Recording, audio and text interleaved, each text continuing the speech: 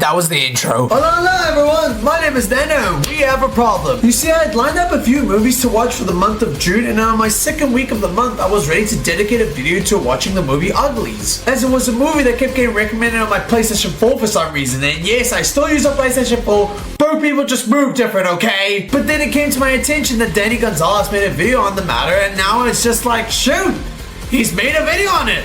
Should I just scrap the video entirely? But I put it on my list already, so like, what's the point now? Let's just watch it either way. So here are my thoughts on Netflix's Uglies. The movie begins with the narrator first expressing how she wishes she was pretty. Only to then go on a tangent on how the world slowly destroyed itself in the past because of its overuse of fossil fuels, the conflicts, and the major wars. All my life, I wanted to be pretty. They squandered Earth's natural resources, and the planet quickly descended into chaos and war. Sorry, but how do those two sentences align with each other? I wish I was pretty. The world was dying. My story today began in the past. Yeah, that's like how all stories go. My story started in the past. That's how all stories go. So it's explained that some scientists were tasked with saving what was left on Earth, and thus they were able to succeed on that plan, which was creating a new power source, but it wasn't enough for the world to be entirely happy. So to keep the peace and prevent any wars, conflicts, and unhappiness in the world, they come up with a program where if you turn 16, you are scheduled to have a life-changing operation where you are created to be the perfect human being. And if you haven't gone the operation yet, boo-hoo, skill issue, because then the world treats you like you're beneath it, as you get considered, as the title suggests, you become an ugly. We meet our main character of the film, Tally, who is registered as an ugly, which is such a weird phrase to say. Then she gets a text from her friend Paris, a name that I had to find out on Google because Tally's contact on him was called Nose. And I was this close to being concerned as to why someone's parent would name their child Nose. But Tally only named him that because of his apparent big nose. But on the real though, please, anyone, take this advice. Separate from your family members if they consider naming you after a body part. Then Tally goes to meet with Paris like how any other friends go for hangouts. They have Tally raw dogging and climbing a building with just her bare hands, which is so weird, but also astounding and impressive. So to understand this, Paris and Tally nickname each other after their own insecurities. Bit weird, but okay. So Paris is called Nose because of his big nose, and Tally is called Squint because of her squinty eyes.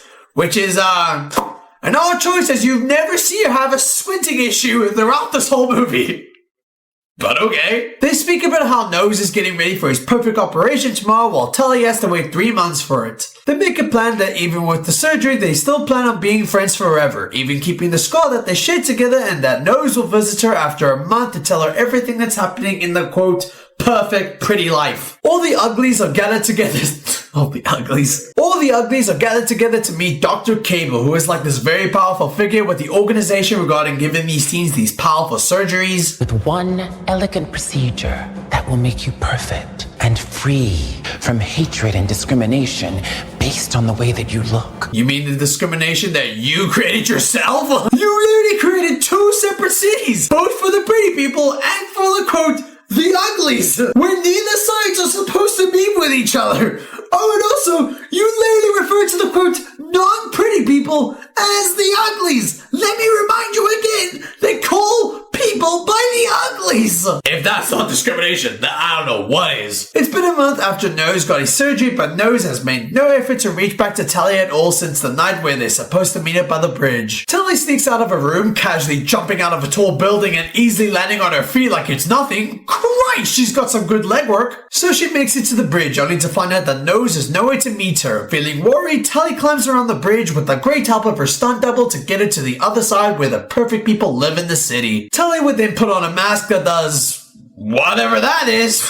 Sure, why not? So Tally walks around the pretty world and she would bump into this nameless character, to which I would recognize because that's Sting from Tall Girl. What a hilarious visual. 2 actors that have made videos on their movie franchises collabing for a crossover that only popped me off. I've talked about Tally's actress, who is played by Joey King, who played Al in The Kissing Booth, and now Sting, who I've seen in both Tall Girl movies. Go watch both videos, they're so good. So Tally meets up with Nose and finds out that there's so much that's different about him. It's his dramatic appearance and the fact that he has the most robotic, soulless voice that you've ever heard. Tally.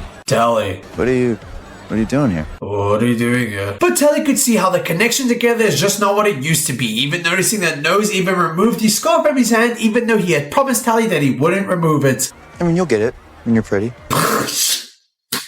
Dick! But then the conversation gets interrupted as Tally's ugliness gets detected. What am I even saying? So Tally gets a protective jacket and does what I would have done after watching this movie. How did she survive that?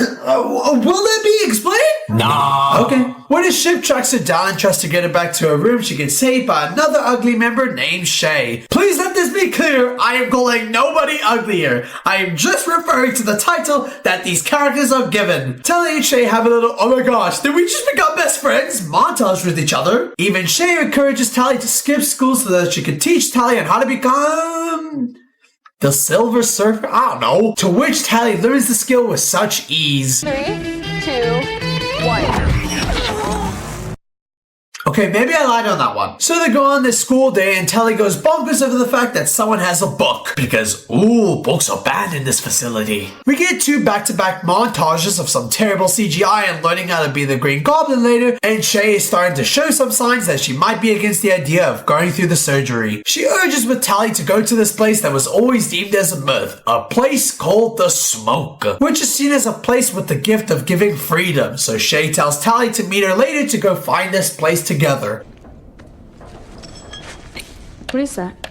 Flint and steel. So Shay lights the fire to potentially summon David, the same person who wrote the book that Tally was given earlier to read. Tally is in disbelief that Shay was being for real about all of this, and Shay even admits that she doesn't want to take the surgery at all. Shay wants to be part of the Smoke world because it allows her to be who she is no matter what, and going through this process will let this David guy guide them through this journey. And poor Shay, she is just pouring her heart out, expressing this to Tally, and you can just tell that Tally is having a moment in her head where she just instantly regrets ever introducing herself to this girl. She's just like, oh my gosh, she's one of those girls. So Shay tells Tally to join her as they could be free together. And everyone is exactly who they're born to be. They're free. I don't want to be free. I want to be pretty.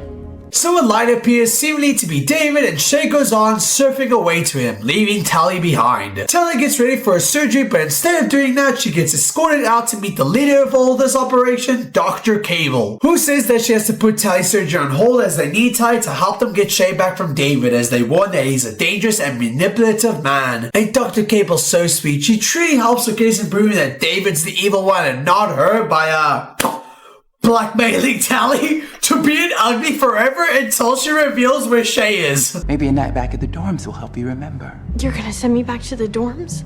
Only until you can help. Just try to remember. So, she seems lovely. So Tally's in her room when Nose comes to sneakily visit her out of nowhere to check up on how she is. Which is, so weird, because if I recall, he was neglectful of their friendship and barely cared to see her after just a month. Even acknowledging that, yeah, they were friends, but things are different after a month. Even breaking their promise about the scar thing. But then he's just casually coming in, calling her by her nickname, begging that she helps Dr. Cable so that they could be best friends in the city together. Bro, you do not care about her. This makes no sense. Why is Tally giving in so easy to this? But the talk with Nose helps Tally give in to tell Dr. Cable, to which Dr. Cable reveals that Shay is potentially brainwashed by David and is planning to destroy the city. So Dr. Cable orders Tally to pretend to join Shay's group to help track them down to then save her, putting a tracker on her necklace. We go through our third montage of the movie where Tally tries to find Shay, and then we go back to Dr. Cable where it's revealed that she was the one that ordered Nose to help convince Tally to continue with the mission. How did it feel seeing her? It actually felt kind of good. When I saw her, the strangest thing happened. I started feeling things I hadn't felt since before my surgery. So then Dr. Cable was like, that's sweet. Let's kill those feelings immediately. So she puts Nose in the machine to help him become, I don't know, super perfect? Super perfect? Super perfect. Back to Talia, fire begins to start around her, but she gets saved by a mysterious man who reveals himself to be David, who shows Talia where he stays, to which helps Talia reunite with Shay again. She asks where the necklace came from, and she lies and says that she got it from those. And even Shay's just confused about their friendship as I am, which helps Shay figure out that Talia only came here to bring her back to get the surgery done. Shay gets upset, but Talia makes a deal with her that she'll stay with the smoke to help get to know the group. And for the group's first activity together, they have to burn some toxic energy source that is affecting nature. So what do they do to save nature in this? Oh, you know, creating wildfires, baby! This is literally such a double-edged sword, as this fire will literally spin around and harm the forest around. But screw it, we got helicopters and some fire, baby! Hell yeah! Shay gets accidentally knocked out by the helicopter while Dr. Cable's henchmen are out looking for her. Talia goes in to save Shay in time before the henchman gets to her. While they're at peace, one of David's members named Croy, who was highly suspicious on how Talia was able to survive getting to the area, while also immediately having Dr. Cable's members going after them. And it's within looking at his face that made me feel that he was so familiar, and that's when I realized that Croy is Tommy from Tall Girl 2! Oh my gosh, the crossover of my videos are increasing! Inject this into my veins! But with discovering this actor, it's going to take a really good glance at this movie's cast and really see through the really big problem about this movie. All of these actors are not ugly. Like, okay, looks are subjective to people, but dear Lord, look at this cast! They didn't find one ugly looking character to cast for this movie. They're all just attractive looking. Like, this is a movie that designs them as the ugly people? Be for real, bro. But I just saw her risk her own life to save someone who we all care about. Nobody dives out of a helicopter into fiery hell unless they believe in something bigger than themselves. Yeah, because like, what other reason would she have to save Shay? Nothing more, nothing less, eh?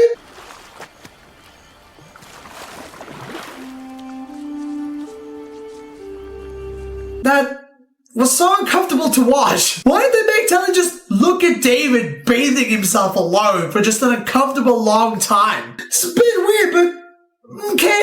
So Talia gets shown what the smoke is. It's just a small village where people just work together to survive in the wilderness. Everyone has to work, even our elders.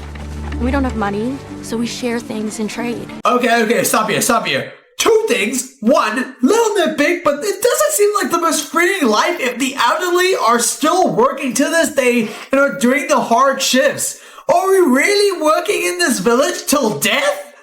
Goddamn! And second, they make a mention that the village doesn't have any money, but yet they have a helicopter with a flamethrower on it. Okay? David makes a speech on the village on how he hates the new manor that is making everyone feel insecure about who they are and how they should change themselves. Because in this village, you're free to be who you are, David says while Talia is choking up on the biggest guilt of her life. Talia creates some bonding time with David, which leads David to find some attraction to her because she can do tough people things, I don't know.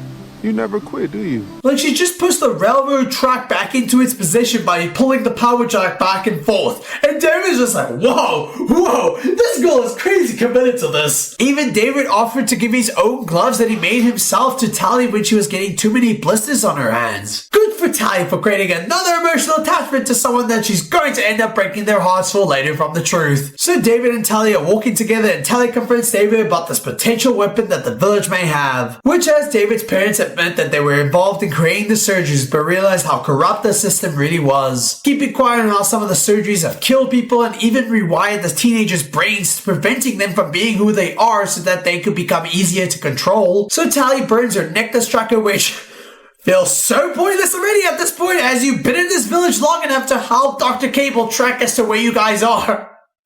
But okay! So Talia apologizes to David as she had selfish intentions of being in the smoke in the first place, but David comforts her. What you do, the way you think, makes you beautiful.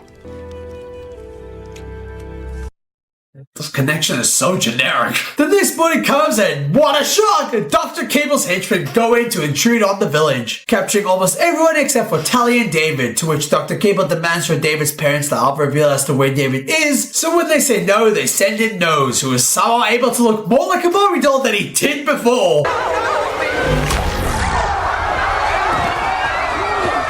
Holy crap!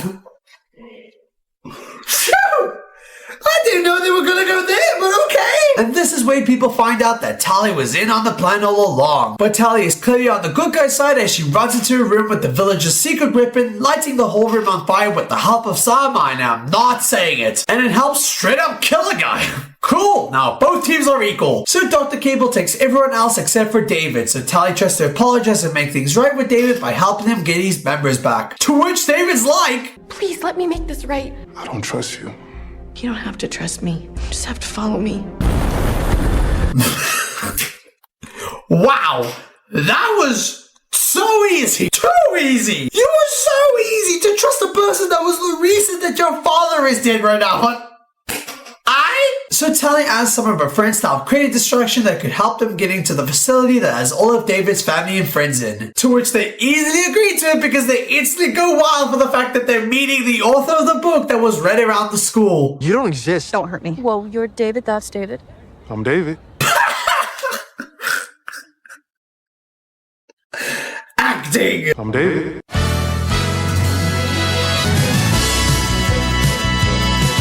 You know, it's kind of funny because they did all that and it just meant nothing. Like, was that really a good distraction? So Tali and David break into the facility pretty easily as there was just one guy guarding the whole room. Dr. Cable, seriously, buff out your security system, please. They get most of their members back. You traitor! That's a fair reaction. So they free everyone except for Shay as she's getting ready for her surgery. But when they go in to find her, it's all too late as she's become a pretty. And just when they try to help her, Nose and Dr. Cable come in to force our heroes into having the surgery. But as our heroes are about to be brainwashed, Croy comes in and tries his best to drop some bodies on the freaking floor. Yeah, helicopters and fire! Seriously, how did they survive all that with no degree burns? Which helps our heroes from getting the surgery. They try to escape but get confronted by Nose. Who Tali tries her best to get his memory back, but with David having clear PTSD of what Nose did to his dad. They battle it all for a bit, but David realizes that bro just ain't built for this fight. So Tali saves him, tackling Nose off inches out of the building and practically just falls to his death. He might come alive in the sequel, who knows? David's mom reveals that she has the cure to help get people back to normal, but they have to see if it works, so when they want to experiment the cure on Shay, Shay outright rejects the offer. Look at you guys. Running around these ruins like a bunch of rusties. You weren't always like this, Shay. No. I used to be ugly. I forgot about what this movie is about. So with Shay rejecting it, Cray suggests that they should just force her to take the procedure, to which David's mom oddly says, Not herself, Mom. Honey, we are not gonna perform medical experiments on an unwilling subject. That's the difference between us and them. What do you mean you need their consent? Shay has been against the surgery since day one and had her surgery done without her consent and has her brain completely rewired. Of course she's not going to accept the offer. Are you dumb? So when in doubt, Tali consents to having the cure be done to her, suggesting that she change her to being perfect to then changing her back to who she was. Maddie, please. Shay can't choose anymore, but I can. And I want you to do it. Which is even more dumb of a plan because you've had Shay's consent this whole time and she didn't want the surgery done to her, but with Tali it's okay? I'm Tali Youngblood. Make me pretty. I'm sorry! It's such an intense scene, I get it. But the intensity loses itself once you just hear that sentence. And so they have Tali become pretty, and that's where the movie ends. What did we learn here? I don't know, be who you are as long as you're pretty. This movie is just such an oddball. I don't know how to describe it. It's kind of bad. The film had some funny moments, but without the film's intention to do that. Joey King should really hire a new agent because one of these films that she's doing. I think what would make the sequel really perfect is that they find out that the real villain of all of this is the tall girl from Tall Girl. Revealing that she's become perfect by becoming smaller because she's hated how tall she is. That completes the whole story. Follow up on social, subscribe now to make a video every single week. Goodbye.